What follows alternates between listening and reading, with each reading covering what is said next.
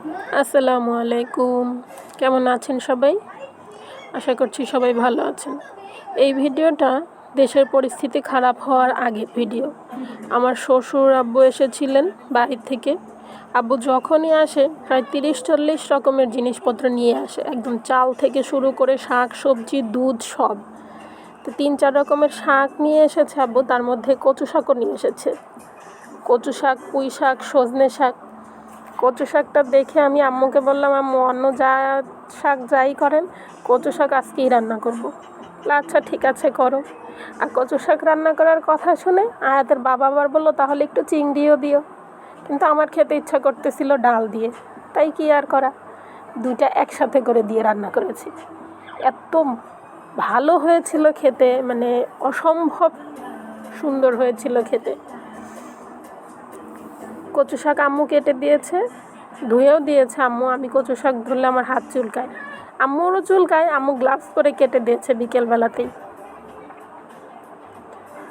শাকটা সিদ্ধ বসিয়ে দিয়েছিলাম, তার মধ্যে মসুর ডাল ধুয়ে দিয়েছি। বেশি করে কাঁচামরিচ, পেঁয়াজ, রসুন, লবণ, একটু হলুদের গুঁড়া সব কিছু দিয়ে শাকটাকে একটু ভালো করে সিদ্ধ করে নিবে, একদম গলে যাবে সেই রকম করে। এক একটা রান্না করতে কত সময় লাগে, অথচ ভিডিও পোস্ট করতে হলে তখন সেটা 3-3.5 মিনিটের মধ্যে ভিডিওটা কমপ্লিট করতে হয়। তাই ভিডিওর স্পিড বাড়িয়ে দিয়ে কত অংশ কেটে দিয়ে আমাদের ভিডিওটা তৈরি করতে হয়। এই যে কচু শাকটা প্রায় গলে যাচ্ছে, নরম হয়ে গিয়েছে কিন্তু গলছিল না। তাই আমি একটু এই যে ডাল ঘুটনি আছে আমার কাঠের, সেটা দিয়ে ডাল ঘুটনির মতো করে শাকটাকে একটু ঘুটে গলায় নিচ্ছি। এরপরে আবার তেলে দিয়ে দিতে হবে ভালো করে। যে কচু শাকের ডাঁট যেগুলো শক্ত আছে ডাঁটাগুলো, সেগুলো একটু ভালো করে ঘষে আমি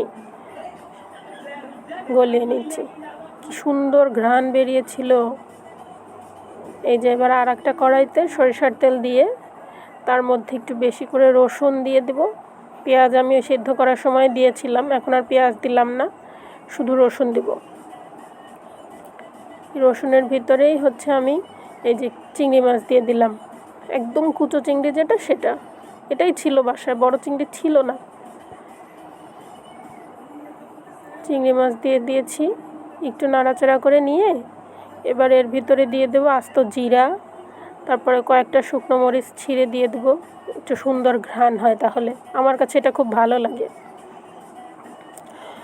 চিংড়ি মাছ না দিলে অবশ্য একটু তেজপাতা, দারচিনি, এলাচও দিতাম, চিংড়ি মাছ দিয়েছি বলে আর সেগুলো দিলাম না।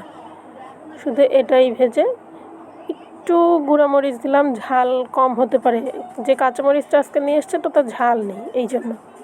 এবার এটা একটু ভালোভাবে ভেজে নিয়ে এর ভিতর আমার কচু শাকটা ঢেলে নাড়াচাড়া করে নিব।